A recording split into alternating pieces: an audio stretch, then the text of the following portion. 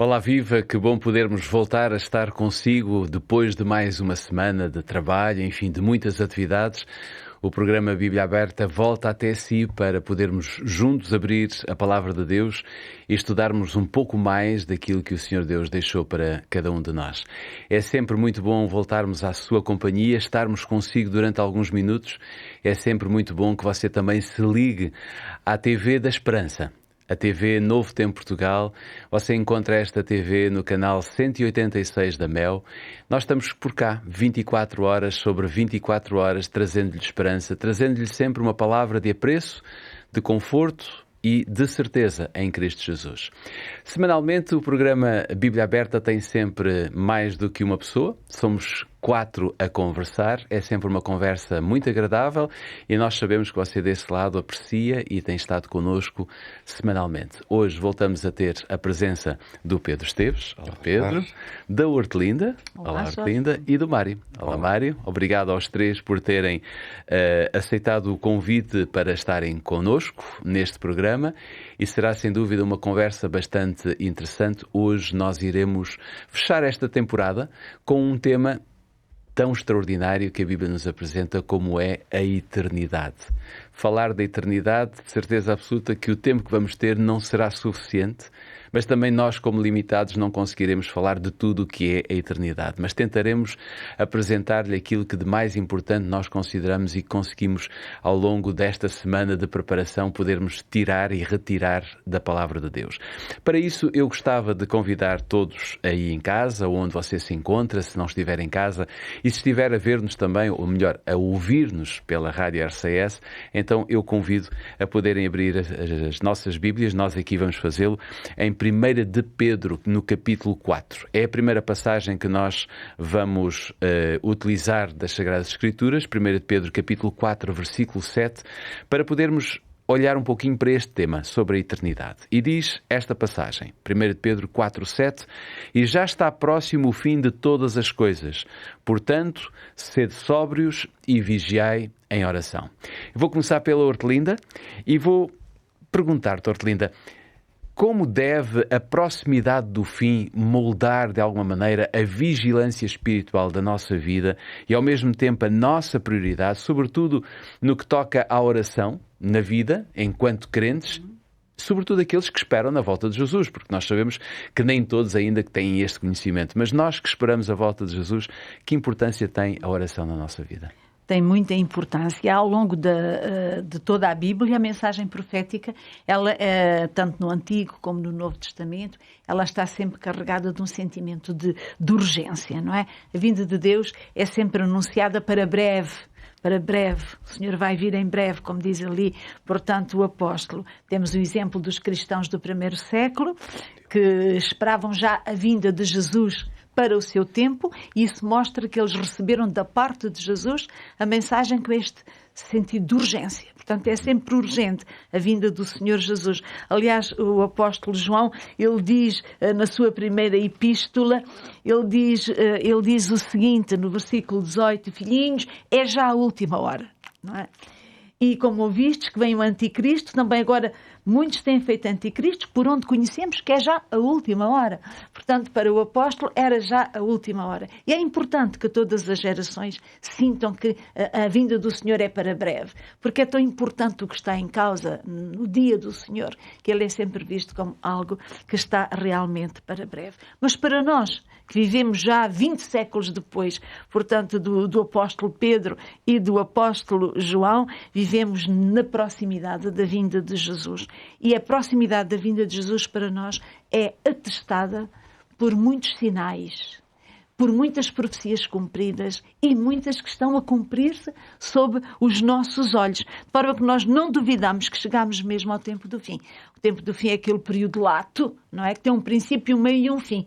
E nós podemos dizer que estamos no fim do fim. Estamos realmente perante a eternidade, como o nosso tema indica. E devemos ter este sentimento de urgência. É o que diz o apóstolo Pedro no texto que tu leste, não é? Como está próximo o fim de todas as coisas, então há um comportamento a desenvolver. E esse comportamento é um comportamento, é interessante que ele diz, sede sóbrios. E o que é ser sóbrio? Ser sóbrio é o contrário de estar ébrio. Não é? O ébrio é aquele que não se controla, que os seus pensamentos estão deturpados, ele está fora da realidade, está alienado da realidade. O ébrio, não é? O sóbrio é o que está dentro da realidade, tem uma visão correta da realidade, que conhece onde está, conhece o seu tempo, está senhor de si e conhece todas as suas, está na posse de todas as suas capacidades. E é isto que, como cristão, nós devemos estar conscientes do tempo em que vivemos, conscientes dos desafios que nós encontramos e estarmos preparados, portanto, para ele. Não brincar, portanto, com o tempo. Então o apóstolo diz: sede sóbrios e vigiai. A sobriedade e a vigilância vão juntas. A vigilância é um estado de estar desperto, é o contrário de dormir. Não é? O sóbrio é o contrário do ébrio e o vigilante é o contrário do que está realmente adormecido, também inconsciente, dentro do seu sono, desatento. Vigiai. Vigiar é um estado de tensão, implica um estado de tensão com o foco realmente em qualquer coisa, não é? E para nós os cristãos o foco está precisamente nessa proximidade da vinda de Jesus, não é? Vigiai, mantendo as antenas bem ativas, em bom estado. E a maneira de mantermos as nossas antenas ativas e em bom estado é através da oração. Por isso é que ele diz: vigiai em oração, porque é a oração que vai manter a nossa percepção apurada, intensa, desperta, para podermos realmente, ligados a Deus, discernirmos o tempo em que vivemos e os desafios que nos são lançados. Portanto, a oração é realmente esse meio a oração não é uma estratégia. Muitas vezes pensamos que a oração é uma estratégia. É um meio de agir sobre Deus para, enfim, obter aquilo que nós queremos, não é? É a maneira de pormos Deus do nosso lado. Deus já está do nosso lado, sempre. Deus está do nosso lado daquilo que é importante para nós. E a oração não é isso. A oração é um canal de comunicação. É um espaço de proximidade em que o crente busca Deus, está com Deus, busca a sua orientação, a sua luz. E é também uma estrada com dois sentidos, não é? A oração não é apenas um monólogo em que tu debitas e Deus ouve. A oração é uma estrada com dois sentidos. Tu envias e tu recebes. É uma verdadeira comunicação, receptor e emissor. Houve mesmo alguém que disse que a oração é o respirar da alma, não é? A oração é o respirar da alma. E porquê é que é tão importante a oração? Porque em todas as nossas expectativas, em todos os nossos desejos, os nossos anelos pela eternidade, de tudo aquilo que o Senhor nos promete, nós não devemos nunca esquecer que o mais importante é Ele. Deus é o que Ele tem de melhor para nos dar, é Ele mesmo.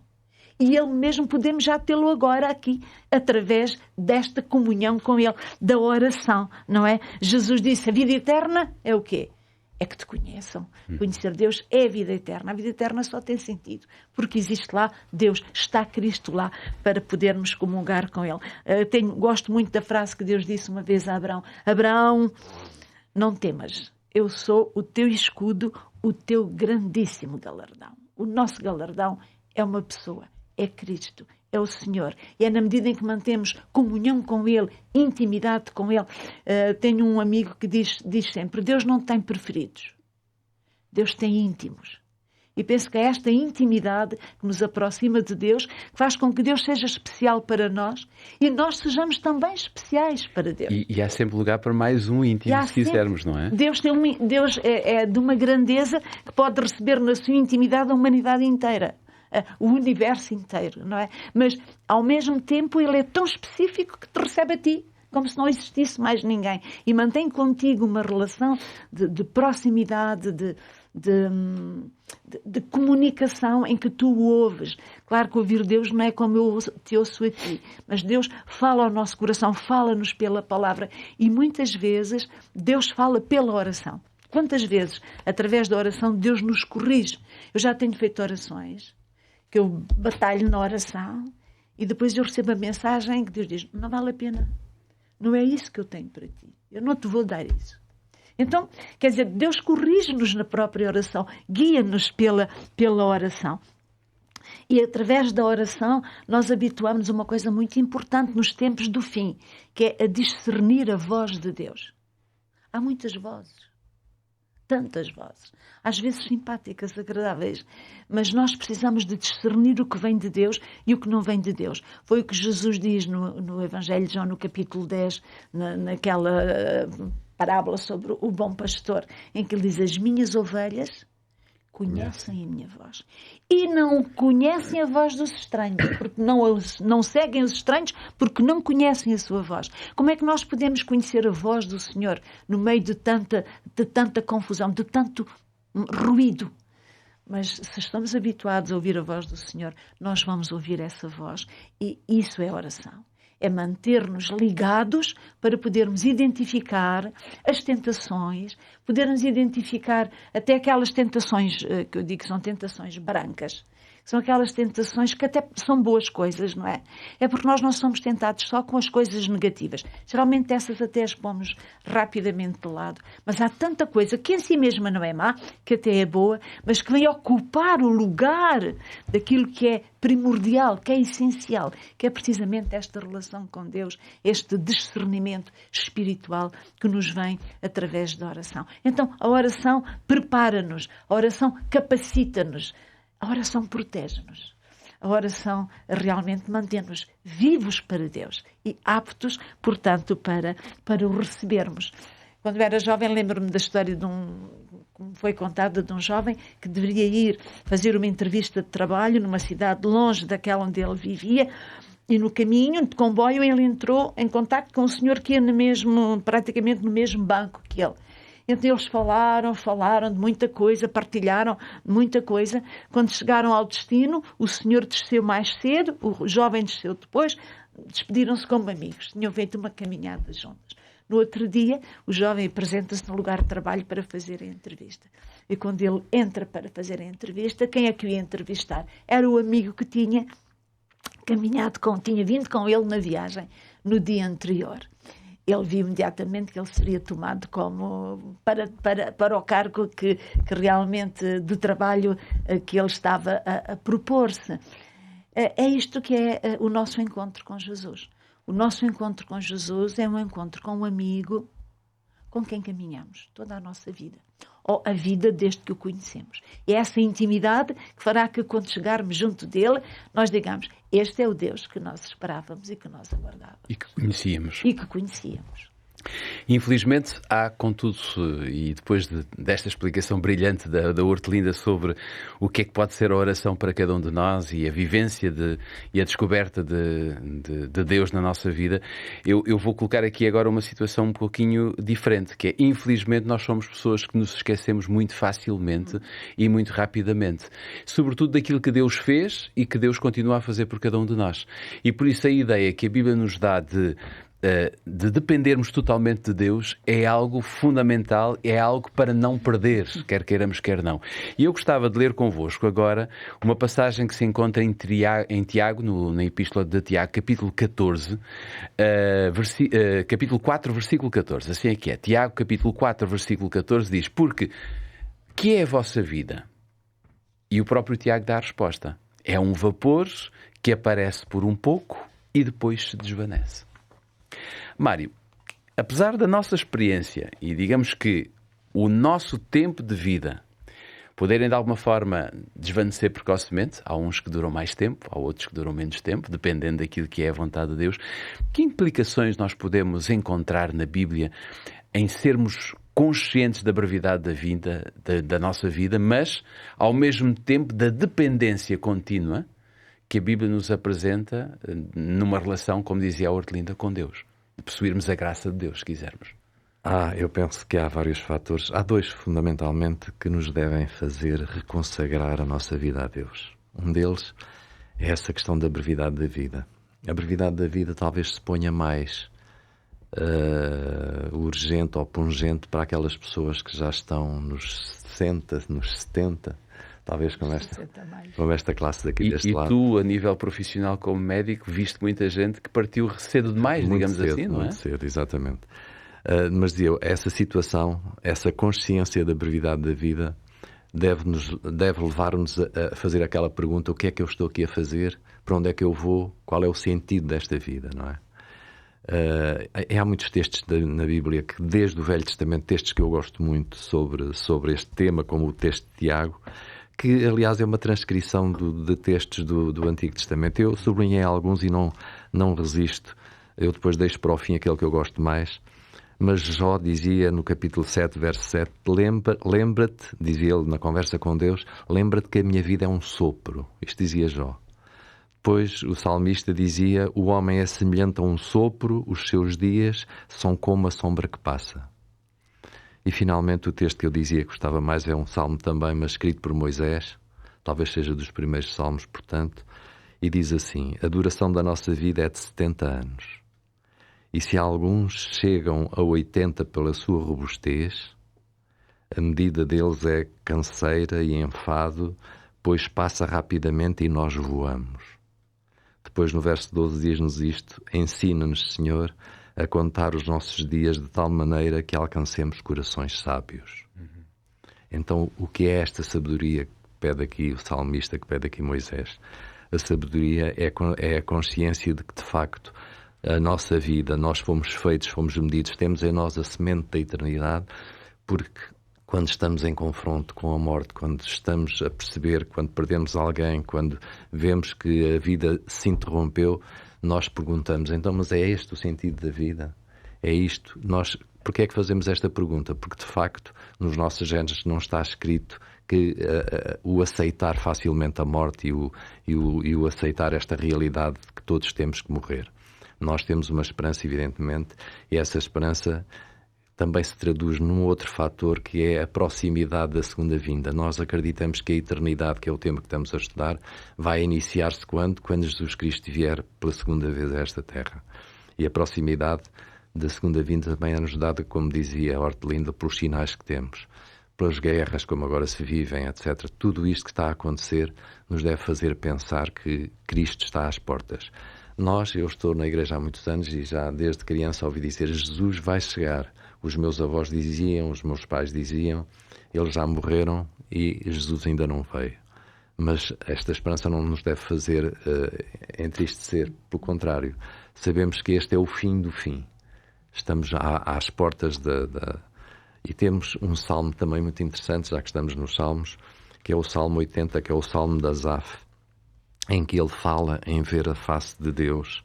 É um salmo longo, mas muito interessante. Este salmo tem um refrão que eu vou ler, e neste refrão, que é dito 3 vezes, que é repetido 3 vezes ao longo, no princípio, no meio e no fim, o salmista diz assim: restaura-nos, ó Deus, faz resplandecer o teu rosto e seremos salvos. Então, esta esperança de que Deus fará resplender, esta também é a bênção sacerdotal que Moisés descreveu em Números. A bênção sacerdotal é que Deus faça resplandecer o seu rosto sobre nós, e com isto nós seremos salvos. Nós temos a experiência, por exemplo, de Jacó, que naquela luta com Deus sentiu que a salvação da sua alma tinha acontecido quando ele viu a face de Deus. Ele não viu verdadeiramente a face de Deus, porque isso era impossível, mas lutou com ele e percebeu que aí tinha estado a sua salvação. E é-nos proposto para nós que nós seremos restaurados pelo Deus dos exércitos se ele fizer resplandecer o seu rosto, e seremos salvos assim. Hortelinda falou que aquela passagem de João 17:3, que a vida eterna é esta, que te conheçam a ti como Deus verdadeiro e a Jesus Cristo a quem enviaste. Portanto, ao conhecermos o Deus dos exércitos, ao conhecermos, ele fará resplandecer o seu rosto sobre nós e seremos salvos pela sua graça. Esta é a esperança mais maravilhosa que nós temos, a esperança na vida eterna, a esperança dessa vida eterna que se aproxima com a vinda de Jesus. E é isso que nos faz, depender de Deus, ou vivermos na dependência do próprio Deus, não é? E se há certeza bem vincada em toda a Bíblia, No Velho Testamento existe N passagens. O Novo Testamento é pródigo, digamos assim, em passagens que nos falam que Jesus vai voltar de novo para vir buscar um povo que se aperfeiçoou, que viveu no seu amor, que dependeu da sua graça. Enfim, temos estas balizas ou estas ideias bem vincadas na palavra de Deus. Nós podemos ver também aquilo que Paulo diz sobre a volta de Jesus. E se formos a 1 Tessalonicenses, capítulo 4, no versículo 17, o capítulo 4 é muito interessante, todo ele basicamente é sobre a volta de Jesus, mas há versículos específicos, claros, para nos dizer o que é que vai acontecer. No capítulo 4 de 1 Tessalonicenses, versículo 17, diz: depois nós, os que ficarmos vivos, seremos arrebatados juntamente com eles nas nuvens, a encontrar o Senhor nos ares, e assim estaremos sempre com o Senhor. Esta frase aqui é deliciosa e é uma certeza clara. Estaremos sempre com o Senhor. Pedro, a partir deste exemplo que Paulo nos dá aqui em 1 de Tessalonicenses, podemos dizer que a promessa do encontro com Jesus, com Cristo, de também ele ter ascendido ao céu, porque sabemos que quando ele esteve na terra, voltou para o céu, os próprios seus discípulos viram, depois até receberam, digamos que a presença de um anjo. Tudo isto molda a nossa compreensão no que toca, digamos, à esperança da salvação. Sim, a nossa compreensão da Bíblia, da fé, da nossa experiência com Deus deve e está completamente filtrada por esta convicção de que nós caminhamos para um fim específico. Por isso, a volta de Jesus é quase como uma grelha que nos permite ler a realidade, a nossa própria vida, porque as nossas escolhas são feitas a partir desse horizonte, e também ler a Bíblia, que é um pouco o que está implícito aqui na pergunta. A iminência e a certeza da volta de Jesus, de alguma maneira, interfere em toda a nossa leitura do que é a verdade, do que está revelado. Podemos analisar isto de várias perspectivas. A primeira que eu gostava de assinalar é que a esperança, por causa da vinda de Jesus, ser uma promessa sobre um acontecimento, que é um acontecimento que é apresentado na Bíblia como literal.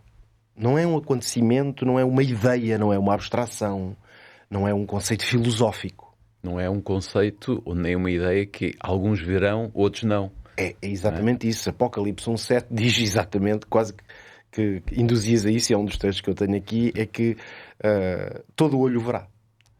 Eis que vem com as nuvens, diz o Senhor. Quer dizer, são os olhos das pessoas que vão ver Jesus voltar. Quer dizer, é um acontecimento real. Por isso Jesus, por exemplo, deixou muitas promessas. Ele dizia: eu virei outra vez, virei ter convosco, vos estou a preparar-vos uma casa.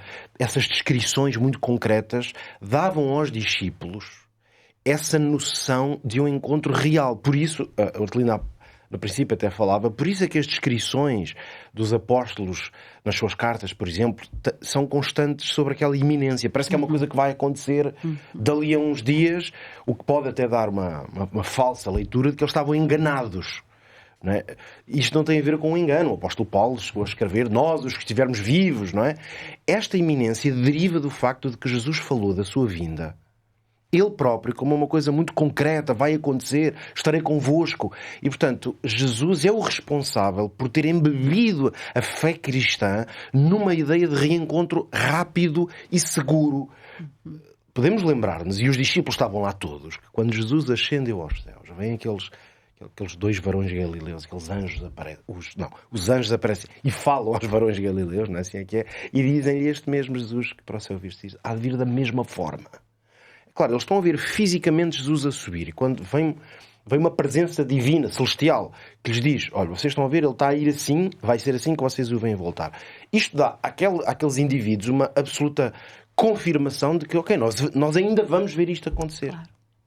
Por isso, passou muito tempo, é certo, o tempo profético era outro, nada a ver com aquilo que poderia dar, mas aos discípulos deu-lhes esta ideia bíblica e muito importante de que a salvação, a experiência cristã, vai culminar num encontro real. Ora, nós ao longo desta temporada, foram 3 meses que estivemos a estudar precisamente a ideia de que nós crescemos na nossa fé através de várias disciplinas. Por isso nós falámos sobre estudar a Bíblia como uma parte muito importante, meditar, interpretá-la, falámos muito sobre oração, ser guerreiros de oração, Falámos sobre como é que nós nos preparamos e a nossa fé se estimula e amadurece. Mas todas estas coisas, elas consumam-se no facto de que isto vai terminar num encontro concreto. Portanto, o nosso encontro com Deus é realmente o horizonte para o qual nós caminhamos. Por isso é que há algumas consequências para a nossa vida hoje, e ainda gostava de me debruçar aqui um pouquinho sobre as consequências para a nossa realidade, para a nossa experiência de fé, de nós termos um vislumbre sobre um encontro concreto com Cristo. A primeira delas, aliás, vem no contexto deste texto de 1 Tessalonicenses que tu lias há pouco. Qual é o contexto dessa passagem? Que posso só recordar que tu lias: nós, os que ficarmos vivos, seremos arrebatados juntamente com eles nas nuvens para nos encontrarmos com o Senhor e estarmos para sempre com Ele. O contexto desta passagem, se formos ao versículo 13, do capítulo 4, é este: não quero, irmãos, que sejais ignorantes acerca dos que já dormem. Portanto, o contexto é, nós passamos, portanto, isto liga-se muito com o que estava precisamente o Mário a referir. Nós passamos por esta experiência da morte ou de perdermos pessoas que estão, obviamente, à nossa volta. E o que o apóstolo quer agora explicar é que nós não precisamos de nos entristecer como outros. Ele até lhe chama os demais que não têm esperança. Ele não está a minorar os outros, os desgraçados que não têm fé. Pelo contrário, ele está a dizer existem pessoas que não têm esperança. E como não têm esperança, é evidente que a morte soa-lhes a uma separação definitiva, uma coisa da qual não há solução. Mas o apóstolo diz, quando ele vem falar sobre a vinda de Jesus e sobre esta possibilidade de estarmos para sempre com o Senhor, é precisamente para conectar essa promessa, essa esperança que nós temos com a realidade concreta que nós vivemos. Por isso é que o crente tem a possibilidade, a bênção maravilhosa, de enfrentar a realidade desta terra, mesmo a realidade mais dura, de uma maneira diferente. E depois, esta passagem, aliás, tem uma expressão lá mais para o final muito bonita, que é: consolai-vos uns aos outros com estas palavras. Esta ideia de que se nós relembrarmos e formos falando desta esperança, deste encontro que vai acontecer, que vai ser literal, isto consola o nosso coração. É claro que isto não elimina a nossa dor. Quase que Paulo podia dizer: consolai-vos a todos com esta certeza, não é? Nós estamos tão seguros que isto vai acontecer, como é certo que esta pessoa, por exemplo, que morreu agora, desapareceu aqui da nossa presença. As duas coisas são certas. Finalmente nada é definitivo, a não ser o objeto da esperança. Isso mesmo. A única coisa que é definitivo é aquilo que o Senhor está preparando. O resto, tudo é transitório, mesmo a morte. Exatamente. Essa ideia de que tudo é transitório, o que é que muda na nossa vida com isso? Muda o sentido, vamos dizer, a direção. Não retira a tristeza, a dor, as lágrimas de perder alguém que nós amamos, de maneira nenhuma, mas dá um sentido. Porque nós sabemos, no fundo, para onde é que caminha a nossa esperança. Portanto, não é uma esperança filosófica. Não é uma maneira de interpretar a realidade. É como se nós sabemos que estamos a caminhar para aquele acontecimento. E queria terminar com uma nota que acho também é muito importante sobre as implicações práticas de termos esta esperança. É que a esperança, num encontro literal com Jesus, na sua vinda, molda completamente a nossa maneira de viver hoje, ou seja, as nossas escolhas. Por isso é que o apelo na Bíblia é muito permanente, quando se fala da vinda de Jesus e da consumação da nossa esperança, a sermos vigilantes, que já falámos aqui disso, a procurarmos ser santos, a estarmos atentos. Porquê? Porque é indissociável. Se nós estamos a caminhar para um encontro com o Senhor, nós estamos a preparar-nos.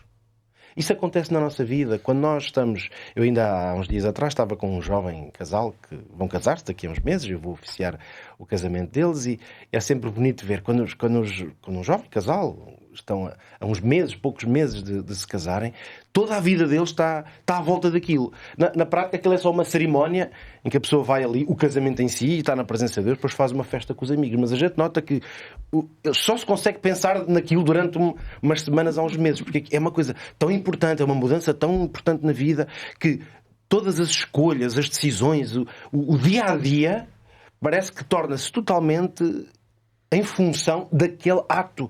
Porquê? Porque é uma coisa concreta que vai acontecer. É um pouco um exemplo do que precisa de acontecer em nós. O apóstolo João, por exemplo, diz o seguinte, 1 João 3. Qualquer que nele tem esperança... Portanto, agora vamos ver o que é que ele vai dizer. Nós já sabemos, esperança para o cristão é a possibilidade de se encontrar com Jesus. E depois diz, purifica-se a si mesmo. Ou seja, como eu quero preparar-me, é um ato, é uma decisão intencional de me purificar, de estar o melhor possível. É isso. De estar o mais preparado possível. Ou seja, vigia, horas. Isso, vigias, horas, procuras fazer as melhores escolhas. Portanto, não tem nada a ver com uma ideia de que eu tenho que comprar a salvação e agora vou tentar ser puro. Essa lógica é uma lógica antibíblica, mas não retira que eu tento me purificar a mim mesmo, que é, eu quero estar o melhor preparado possível. Inclusive pode estar na perspectiva que o Mário apresentou aqui de uma limitação de vida, não importa se é de muito ou pouco tempo, em que podes até passar pela morte. É isso. Por isso, como nós não sabemos o momento em que isso vai acontecer, a nossa preparação é constante. Por isso, o apóstolo Paulo tinha muitas frases, muitas vezes ele diz que nós temos que viver neste século de maneira justa, pia, aguardando a bem-aventurada esperança. Por isso, nós temos que tentar viver o melhor possível a nossa vida. Porquê? Porque estamos a preparar-nos para a vinda de Jesus. Isso é um horizonte que não é apenas uma expectativa sobre o futuro, altera completamente a maneira como nós vivemos o presente. A nossa conversa está sempre muito, muito alta e muito importante, mas por questões mesmo, digamos, de responsabilidade no programa, nós temos que fazer aqui um curto intervalo. Nós voltamos para a segunda parte para continuarmos a falar daquilo que poderá ser a eternidade e daquilo que a Bíblia nos apresenta como a eternidade. Não saia do seu lugar, será um intervalo muito breve, voltamos já a seguir. TV Novo Tempo, o canal da Bíblia, o canal da Esperança. Voltamos para a segunda parte do programa A Bíblia Aberta. Estamos no final desta temporada, estamos a falar sobre eternidade, porque realmente este é o tema que nos leva a concluir que de todo o projeto de vida, de crescermos numa relação com Deus, vai haver um prémio, digamos assim, vai haver uma recompensa, e a recompensa será eterna, será estarmos olhos nos olhos com Jesus, face a face, poder abraçá-lo, poder ouvi-lo. Vai ser extraordinário, de certeza absoluta. Antes de nós continuarmos a nossa conversa aqui, eu tenho algo para lhe oferecer. Se é da sua vontade ter este guia de estudo, nós temos o grato privilégio de poder oferecer-lhe um exemplar.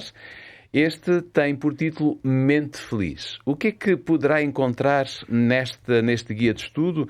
Poderá encontrar um tema, entre muitos outros, que eu acho que é muito interessante de nós podermos refletir, é como é que nós podemos sair da ansiedade excessiva. Eu creio que nos dias em que nós corremos e vivemos, de certeza absoluta que a ansiedade é algo que está muito presente na nossa vida, infelizmente, às vezes de forma até de prejudicar grandemente a nossa saúde física, mental e até espiritual. Então, se desejar, poderá solicitar gratuitamente este guia de estudo para o 933 939291, 933 939291 e nós teremos muito gosto em enviar para a sua casa e oferecer-lhe um exemplar. Já sabe, mande então uma mensagem a solicitar o tema Mente Feliz, guia de estudo. O nosso tempo é reduzido, vamos aproveitá-lo da melhor maneira. Voltamos então à nossa conversa. Eu gostava de incluir aqui uma outra ideia, que agora é uma ideia que Apocalipse explora bastante e que eu acho que é muito bonita. E eu até vou fazer esta pergunta à Hortelinda, porque vamos falar aqui de casamento, se quisermos, não é? Eu gostava de ir a Apocalipse capítulo 21, versículo 9, porque no versículo 9, o versículo é muito interessante. 21 de Apocalipse, versículo 9, diz: Vem, mostrar-te-ei a esposa, a mulher do Cordeiro. Eu creio que nada melhor do que perguntar a uma senhora, e ela até poderá, se calhar, reviver os seus tempos, digamos, de noiva, digamos.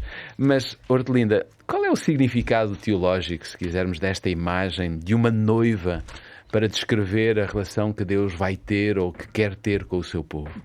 Ser noiva é qualquer coisa de espetacular, não é? Eu imagino. Aqui nesta mesa só eu sei o que é ser noiva, não é? Vocês sabem o que é ser noivo. Isso. Mas eu penso que o noivado não se vive da mesma maneira do lado masculino que do feminino, visto que as mulheres investimos, portanto, este momento do entusiasmo e de uma intensidade emocional muito, muito grande. Mas esta imagem da noiva, a esposa, é uma imagem muito presente nas Sagradas Escrituras, já no Antigo Testamento, não é? E evoca um tema de base, que é o tema da aliança, não é? Do Deus que liberta o seu povo do Egito, da terra da escravidão e o leva através do deserto para a terra da promessa e se compromete a ser o seu Deus, compromete-se a prover, a guiar, a proteger, a orientar. Ele estabelece uma aliança com este povo, não é? Este povo lhe pertence, da mesma maneira que Deus é fiel. Portanto, em tudo isto que ele promete, o seu povo deve ser fiel, escolhendo a ele como único Senhor da sua vida, único Deus, e ser obediente às suas leis, porque é Ele que realmente sabe o que é bom. Esta aliança que é muito interessante, que indica um compromisso. O amor antes do noivado ou antes do casamento ainda pode não ter esta característica do compromisso. O compromisso é o que dá realmente seriedade à aliança. Deus compromete-se e o povo comprometem-se e ambos são fiéis a esta aliança, não é? É Isaías que diz no capítulo 54 e versículo 5, diz: porque o teu Criador é o teu marido, o Senhor dos Exércitos é o seu nome, o Santo de Israel é o teu Redentor, Ele é chamado o Deus de toda a terra. Ó Senhor, seja, o Senhor, o teu Criador, é o teu marido. Esta é esta ideia, portanto, da aliança, e ela vai atingir o ponto mais forte e também mais dramático, quando Deus pede a um seu profeta para, no seu casamento, traduzir aquilo que se passa no casamento entre Deus e o seu povo. Como sabemos, é o profeta Oseias que desposa uma mulher que lhe é infiel, e Deus, é a maneira de Deus dizer ao seu povo como eles são infiéis. Deus é fiel nesta aliança, mas o povo é realmente um povo infiel. No Novo Testamento, esta imagem traduz a mesma ideia, é a nova aliança, que é agora a definitiva, entre Cristo e a humanidade crente, entre aqueles que aderem a Ele, e é composta, portanto, por todos os que nele creem, como Salvador e Senhor. Portanto, é o Senhor e o Senhor. Portanto, é Ele que guia, é Ele que provê, é Ele que mostra o caminho, é Ele que dirige. E a sua amada, portanto, que é a noiva, que é a Igreja, portanto, deve segui-lo. Todos os que entram em aliança com Cristo pelo batismo formam esta noiva, não é? Esta noiva esposa de Cristo. O apóstolo Paulo, na Epístola aos Efésios, ele expressa-o muito bem quando ele diz aos homens maridos: amai as vossas mulheres, como também Cristo amou a Igreja. E assim mesmo se entregou por ela para a santificar, para apresentar a si mesmo uma igreja gloriosa, sem mácula, sem ruga, nem coisa semelhante, mas santa e irrepreensível. Portanto, é o amor que está na base desta aliança. Mas depois esta aliança implica um compromisso, um dom, uma fidelidade, tanto da parte do esposo como da parte da esposa. Então Jesus, na sua primeira vinda, veio na realidade estabelecer, poderíamos dizer, um noivado, não é? Com a humanidade crente. Todos os que creem fazem parte, portanto, da sua igreja, que é a sua noiva. Mas entre a sua primeira vinda e a sua segunda vinda, podemos dizer que é um período de noivado. Nós já amamos o nosso Senhor, já lhe pertencemos. O meu amado é meu e eu sou dele, não é? Este amor já existe, mas há um momento em que nós nos vamos encontrar, como já foi dito aqui, não é? Esse momento do casamento, que é um momento particular e específico. Tu referiste aqui no capítulo 21 do Apocalipse, mas eu ainda gosto mais no capítulo 19, quando fala deste encontro entre a noiva e o noivo. No capítulo 19 do Apocalipse, a partir do versículo 7, diz assim: regozijemo-nos e alegremo-nos e demos-lhes glória. Porquê? Porque vindas são as bodas do Cordeiro, e já a sua esposa se aprontou, e foi-lhe dado que se vestisse de linho fino, puro e resplandecente, porque o linho fino são a justiça dos santos. Portanto, alegremo-nos, e podemos alegrar, porque isto não é conversa fiada. O Senhor diz: escreve, porque estas palavras são fiéis e verdadeiras. Ou seja, nós temos aqui o princípio de que o noivo já nos escolheu, e este é o tempo da noiva escolher o noivo. O noivo escolhe o noivo, a noiva também já escolheu o noivo. Sim, nesse sentido. Da liberdade, não é? É o sentido da liberdade e é também o sentido do tempo, porque não podemos esquecer que a noiva é uma realidade em movimento. Isso. Não é? É uma comunidade crente que vem desde o primeiro século até hoje. São muitas e sucessivas gerações que se estão preparando para este encontro. Mas, na realidade, quando o Senhor voltar, todos estaremos lá. Claro. Todas as gerações estarão lá. Mas todas elas terão que ter feito realmente esta preparação. Porque, diz o texto, já a sua esposa se aprontou. Eu penso que este estar pronto, visto que a igreja é um movimento humano, não é? Na história, este estar pronto é também estar completado. Porque eu penso muitas vezes, se Jesus tivesse vindo, falámos nesta urgência da vinda de Jesus, todos esperaram, mas se Jesus tivesse vindo do século passado, nem vocês nem eu lá estaríamos. Claro. Mas eu creio que Deus me viu desde toda a eternidade. Ele sabia que eu ia estar. Portanto, ele sabia que Jesus não podia vir no século passado. Portanto, Deus espera que a igreja, a noiva, esteja a nível do número completa. Este estar pronto está pronto todos aqueles que realmente quiseram. Houve oportunidade e possibilidade para todos. E estar pronto porque está madura. Atingiu um estado de santificação, de maturidade espiritual que pode agora encontrar-se, portanto, com o seu noivo. Logo este tempo de espera que todos nós temos, que como dizia o Pedro e também o Mário, é o tempo da nossa vida, não é? A nossa vida é curta e fugaz, mas eu tenho a minha vida para me aprontar. Cada um de nós tem a sua vida para se aprontar. E é importante que estejamos prontos quando a nossa vida termina, mesmo que ainda Jesus não tenha vindo. Mas ela é cheia de expectativa, a euforia do noivado, a preparação. Toda a vida, e penso que foi o Pedro que disse isto, toda a nossa vida hoje, com aquilo que tem de positivo e de negativo, é vivida em função desse encontro. O nosso foco está nesse encontro. É por isso que Paulo diz a Tito que é a bem-aventurada esperança.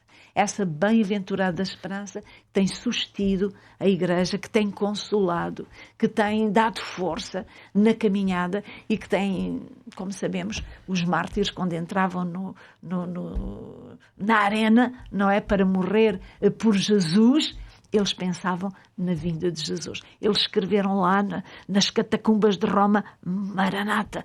É realmente esta esperança que anima, que fortalece, que tem fortalecido a Igreja ao longo dos séculos e nos fortalece a nós ainda. Portanto, em breve estaremos lá, nas bodas do Cordeiro. Será um encontro glorioso, visível, com efeitos eternos.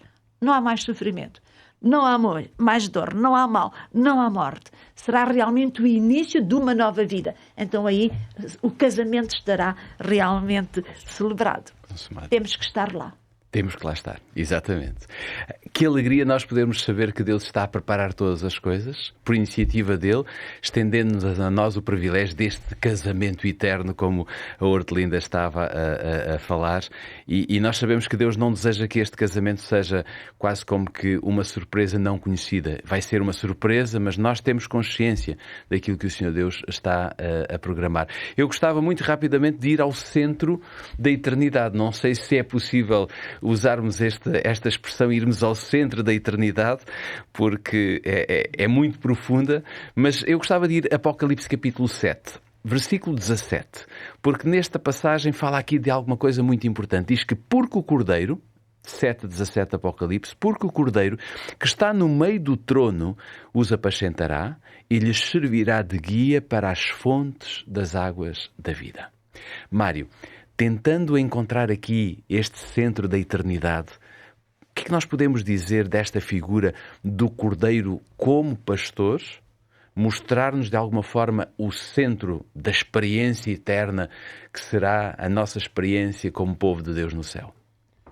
Ou na eternidade, se quisermos. De facto, o Cordeiro de Deus, como disse João Batista, ele é também o nosso pastor. É quase uma contradição o Cordeiro ser o pastor, mas aqui ele é Cordeiro, mas também é o Cordeiro Pascal, aquele Cordeiro que estava prometido desde a fundação do mundo, não é? e que ao longo do Êxodo e ao longo do Antigo Testamento sempre teve como figura central. Foi esse cordeiro que apareceu a Moisés, foi esse cordeiro na forma de anjo que apareceu também a vários profetas e patriarcas. E agora é esse cordeiro que é no fundo o centro da nossa esperança e que é o foco da nossa fé e que é a razão de ser da nossa vida também. É ele que está no centro, que está no trono, como diz o texto do Apocalipse. O texto diz mais, diz que ele torna-se o nosso guia quando nós temos uma relação pessoal com ele no céu. No céu, o cordeiro que está no meio diante do trono os apacentará e os conduzirá às fontes da água da vida, como tu disseste, e Deus lhes enxugará dos olhos toda a lágrima. Nós, na nossa perspectiva da vida eterna, eu tenho talvez por deficiência profissional, tenho uma visão muito racional. E quando vejo aquelas imagens idílicas que estão descritas em Isaías, do lobo e do cordeiro, que talvez já gostasse muito delas quando era criança, mas agora já não me dizem tanto, não é? Quer dizer, tenho sempre muitas perguntas, porque dos textos todos que existem sobre a vida na nova terra, aquele que eu mais gosto é o do apóstolo Paulo. Sabem qual é? Aquele que diz assim: as coisas que os olhos não viram, nem os ouvidos ouviram, nem penetraram no coração do homem, são as que Deus preparou para os que o amam. Quer dizer, nem essas imagens conseguem render e traduzir essas imagens, porque as imagens para mim têm sempre muitas perguntas. Eu acho, muitas vezes fico um bocadinho a pensar, não digo nada a ninguém, mas sei lá, quando as pessoas se dizem, quando se despedem de alguém que está no leito de morte, nós encontramos na árvore da vida debaixo, vamos lá encontrar-nos no dia de sábado, por exemplo. E eu fico a pensar, eu hei de abraçar Jesus e estar com Ele, e depois eu penso assim, quantos milhões é que não haverá na Terra, na nova Terra? Quantos milhões? Eu ponho a pensar nisto, mas seguramente muitos milhões, porque estas gerações todas de crentes há de haver muitos justos, a gente não sabe quantos, mas tem que ser milhões e milhões. Então, não se podem contar. Não se podem contar, não é? Então, se todos quiséssemos abraçar Jesus, tínhamos que esperar talvez 1 bilhão de anos para poder ter essa oportunidade. Estão a perceber as perguntas que eu faço? Se eu tiver... Mas não importa se sejamos os últimos, ok? Exatamente. Há tempo. Se tivéssemos todos que encontrar lá alguém, um amigo na árvore da vida, se estão lá milhões à procura uns dos outros, como é que é? Portanto, todas estas perguntas que são muito racionais, quer dizer, mas que a mim não me preocupam. Não me preocupam porque o mais importante é que tudo aquilo que nós pensamos, tudo aquilo que nós imaginamos sobre a vida na nova terra não chega sequer à sombra daquilo que vai acontecer. E, portanto, nós não temos capacidade de perceber, porque nós estamos a lidar com quem? Com o Criador, com o autor da vida, com o autor do universo, com o autor do micro e do macrocosmos. E, portanto, nós não temos capacidade de compreensão do que é a vida eterna. E não temos esta capacidade, como nos disse o apóstolo Paulo muito bem neste texto. E quando nós lemos o que nós temos que fixar é que a figura do Cordeiro, como pastor, de facto, redefine a nossa perspectiva cristã. Ele é o autor da nossa fé e ele é a pessoa que nós queremos ver na nova terra e queremos abraçar verdadeiramente, não é? Porque está no centro, está, como diz o texto, ele está no trono, diante do trono, mas ele conduzir-nos aonde? Às fontes da água viva, às fontes que nos dão a vida eterna. E nós, aquilo que temos que fazer é, numa relação pessoal com Deus, com Jesus, e como é que temos essa relação? Conhecendo. Porque é através do conhecimento, como já vimos, não é? A vida eterna é conhecer a Deus. Conhecer como? Através do estudo da sua palavra, através da oração, através da tal via de dois sentidos, que é ouvir e falar, aí podemos estar certos de que Ele nos vai dar o galardão de estarmos um dia com Ele na vida eterna. Muito bem. Eu diria que o tempo foge quando nós falamos de eternidade, porque há tanta coisa para dizer. Estamos na reta final e a última pergunta será para o Pedro. Eu acho que nós, quando estamos, digamos, na preparação, por exemplo, de um casamento, e o Pedro falava aqui que daqui a alguns dias irá participar num casamento, todos nós temos aqui uma intenção de convidar o maior número de pessoas, ou então, pelo menos, aqueles que nos são mais queridos, mais próximos, e fazemos convites para as nossas festas. Jesus também usa este mesmo princípio e também usa um convite, digamos assim, modelo para nos convidar às bodas. E se formos agora a Apocalipse 22, e é com esta passagem que nós iremos fechar, no fundo, fundo, este episódio e esta temporada. Capítulo 22, versículo 17, é aqui o convite, digamos, que Jesus faz à humanidade. E o Espírito e a esposa dizem, vem, e quem ouve diga, vem, e quem tem sede, venha, e quem quiser tome de graça da água da vida. Este versículo é brilhante, é fantástico. Por fim, Pedro, estamos mesmo a terminar, temos 2 ou 3 minutos, mas o convite está feito, quer queiramos, quer não. Para mim, para ti, para todos nós, é um convite de graça que Cristo nos faz. Como é que este convite, que é universal, como há pouco a Hortelinda falava, o Mário referiu também, vão ser milhões e milhões de pessoas, incontáveis se quisermos, como é que este convite universal pode revelar a natureza complementar da graça e também da responsabilidade humana na resposta que nós podemos dar ao plano da salvação? Eu acho que é muito interessante podermos, na verdade, terminar esta temporada com este tema e esta pergunta, porque, em certo sentido, resume muito do que nós tivemos a ver aqui ao longo destas semanas. É de que não há nenhuma incompatibilidade entre estas duas dimensões. Que a salvação só é possível por uma graça estendida, um favor que não é merecido e que é Deus que estende, mas ninguém vai ser salvo se não for buscar a salvação que está estendida. Estas duas coisas são as duas verdades ao mesmo tempo. Não são incompatíveis. Este texto, que parece que não tem nada a ver com os conceitos teológicos de graça, que nós normalmente vamos mais para o apóstolo Paulo explorar isso, quando ele elabora teologicamente esses conceitos. Mas aqui isso está elaborado ou apresentado de uma maneira diferente. Porque nós vemos, por um lado, que a graça é uma iniciativa divina. Aqui nós vemos que é o Espírito que diz, não é? Vem. É um convite que está a ser feito. É uma oferta que está a ser feita. Vem. Está aqui. Podes vir. É de graça. Então, essa afirmação desse propósito divino está totalmente afirmado, o que está em tanta coerência com outras passagens bíblicas. Sei lá, a 1 de João 4, que diz, nós o amamos porque ele nos amou primeiro. É o amor primeiro de Deus, é que é a fonte da salvação ser possível. A graça de Deus manifestou-se trazendo salvação a todos os homens, diz Tito. Ou seja, a salvação é um processo que começa sempre com Deus. Por isso é que a graça é verdadeiramente o agente da salvação. A graça é anterior a tudo. A graça é universal. A graça é gratuita. Só que graça não significa que é coerciva. Caso contrário, não era graça. Era um martelo de salvação. Vais salvar-te e vais mesmo. É um bocado o que nós, às vezes, por exemplo, pais fazemos com os nossos filhos, quando eles são mais pequenos, que eles não querem comer. Mas como nós precisamos que eles comam, porque é para salvação deles, nós dizemos, vais comer, vais. E é muito clássico o pai ou a mãe dizerem isso. Eu não quero comer. Comes. E a gente vai ali, agarra, às vezes, quando estamos chateados, quando eles são pequenos, abrimos a boca, vais comer. Ou seja, o que parece uma contradição, quer dizer, a comida é que é a nutrição que a pessoa precisa, mas é alguém de fora que obriga o outro a comer. A salvação não acontece assim. Deus estica uma colherada de graça e de salvação e diz, queres beber, queres comer, é bom. Mas não diz, agora toma lá que és obrigado a comer. Não. Por isso o texto diz, quem ouve, quem tem sede, quem quiser. Esta expressão é essencial aqui. Mas isso não quer dizer que haja uma indiferença da parte de Deus. Não. Porque apesar de tudo, Deus não aperta o nariz para que abramos a boca, mas Ele insiste, Ele cria, por vezes, condições. Isso. Ou seja, Ele quer com intensidade que nós realmente aceitemos essa salvação e faz tudo o que é possível. E esse teu comentário joga aqui perfeitamente com um texto que eu coloquei aqui, que é de Jesus, que é um pouco a descrição do que acabaste de fazer, que é em Mateus 23, Jesus diz, quantas vezes, diz a Jerusalém, eu quis juntar os teus filhos e tu não quiseste.